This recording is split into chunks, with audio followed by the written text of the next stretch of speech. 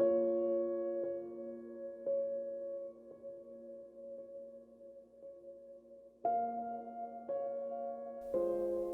1918, the conclusion of the Jukichi Harada v. the People of California case in Riverside broke the barrier of the Alien Land Law of 1913 for immigrants by being the first court case to challenge it and win, affirming the right of immigrants' children to own land regardless of race, and initiating the eventual appeal of the unjust law.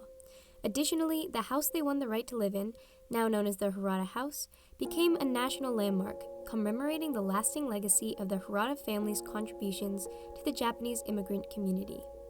A century before the Alien Land Law, thousands of Chinese laborers immigrated to California. However, their efforts were soon stopped by white settlers who competed with them for land and farming jobs. Their view that the Chinese were stealing their jobs and contaminating their lives led to the passing of the Chinese Exclusion Act of 1882 that ended all Chinese immigration to the U.S. As Chinese immigration sharply declined, Japanese immigration abruptly spiked around 1900. The lack of Chinese laborers, combined with the development of citrus agriculture, created a surplus of labor jobs.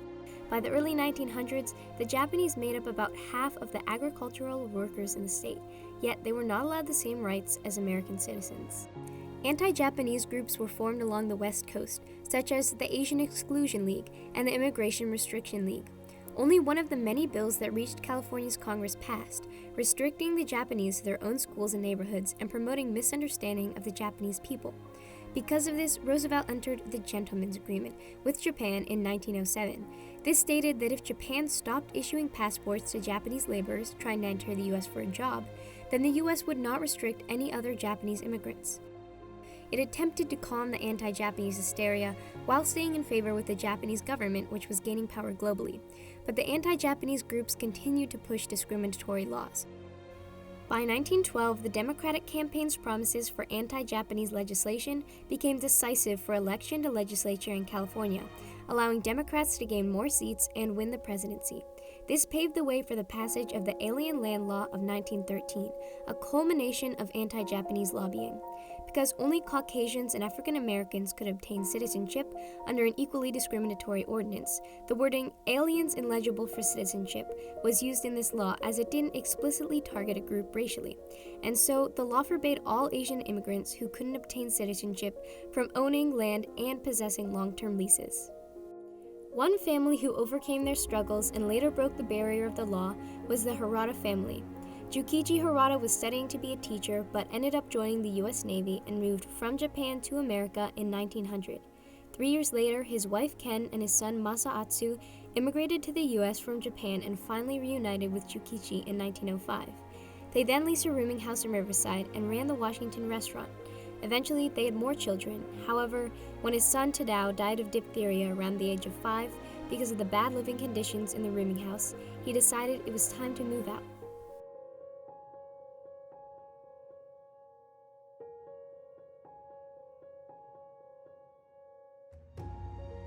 Wanting a safe, healthy environment for his children, Jukichi Harada eventually bought a house on Lemon Street, Riverside, a street in a predominantly white neighborhood of California. Knowing he was not able to own property, being a first-generation Japanese immigrant, Jukichi bought the house under his children's names, for they were born in America and therefore were U.S. citizens. There are multiple barriers that my grandparents faced. The inability to have title to real estate was one. This limited finding properties and then having to undergo a circuitous route to purchase that property. First, their neighbors attempted to buy him out, offering him $500 more than what he had paid to get him to sell his house. Harada, saying money was no object compared to his children, refused the offer.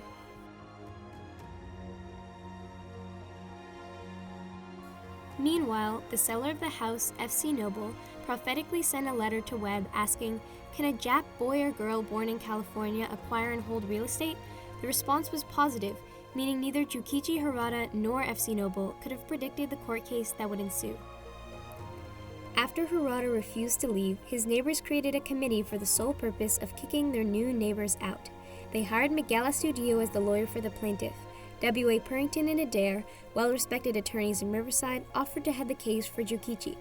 This case was filed under the name of the People of California v. Jukichi Harada in October of 1916, and was the first case to test the 1913 California Alien Land Law, garnering local, national, and even international attention. This was, in part, due to the relationship between Japan and the U.S. after the Gentleman's Agreement. The Japanese embassy in Washington, D.C. paid close attention to the trial, believing it shouldn't be ignored by the Japanese government. The situation was dire. If the prosecutors won the case, the Haradas lost their house to the state. The plaintiff's case was based upon the fact that Jukichi Harada had bought a house, but since he was an alien, this was illegal under the 1913 Alien Law. They also claimed that he had bought the house with interest in the property, which was also illegal. Their case reinforced the racist viewpoints emanating from this law. During the trial, Purington claimed that the United States Supreme Court has held that any Chinese child that was American-born has the same rights as any other American citizen, and therefore it should apply to all the Japanese children that are American-born as well. Asudio then responded, saying that if the statement were true, there was nothing to prevent the state of California from becoming Japanized. With many hearings, continuances, and postponements, the trial eventually ended on September 14, 1918, in favor of the Haradas, when Judge Craig confirmed that the Alien Land Law of 1913 did not apply to children who are American citizens, saying they were entitled to the same rights as any other American citizen under the 14th Amendment to the U.S. Constitution. This ensured that children of immigrants who are born in the United States, even if they are of a different ethnicity and culture, have the right to own property, applying to both Japanese and the various other immigrants in the U.S. It also invalidated the idea that Japanese immigrants shouldn't be allowed to live among white people, undermining systematic racism. After the Haradas won the court case for the house, other court cases were made against the law since they felt their rights had been violated. Because of the Harada case, other Japanese immigrants realized that they could buy houses under the names of their children legally. This loophole was the only way for the Japanese to openly defy the property discrimination against them. This helped them to break the barrier to house ownership, eventually overturning part of the law in 1948 due to another Japanese saying it violated his rights as a citizen. 4 years later, the entire Alien Land Law was overturned in 1952, stopping the discrimination against people who weren't American citizens from purchasing housing. Unfortunately, after the bombing of Pearl Harbor, the government sent all Japanese and Japanese Americans to internment camps, including the Harada family, for being suspected spies for Japan. A good friend of the Haradas, Jess Stebler, volunteered to keep the house in his possession to prevent the government from taking it away. During this time, Jukichi and Ken Harada were in their 60s, and their health was deteriorating. They were sent to the Topaz Relocation Center in Utah, where they died behind a barbed wire fence away from the rest of their children. After everyone was released from these camps, the rest of the children separated and moved all over the country. Sumi Harada, the youngest daughter, was the only child to return, transforming their house to give Japanese families recently out of internment a place to stay and start anew. The Harada House stands today as a national landmark, commemorating the case and how it broke barriers for the Japanese. In 1977, the Harada House was nominated as a city landmark and eventually a National Historic Landmark in 1990, when Sumi Harada received a letter from the Chief Historian of the National Park Service saying, "The house has been found to possess national significance in the history of the United States." The story of the Haradas is now used for academic research and school curriculum materials. The Harada House serves as a lasting landmark, recognized nationally to the broken barrier it symbolizes. The case broke the previously unchallenged state of the law and set the precedent for further challenges by other immigrants, leading to the eventual repeal of the Alien Land Law Act and breaking the barrier for future immigrants. The Harada House continues to be celebrated as a representation of the Harada's honorable actions and the fight for the right of Japanese immigrants.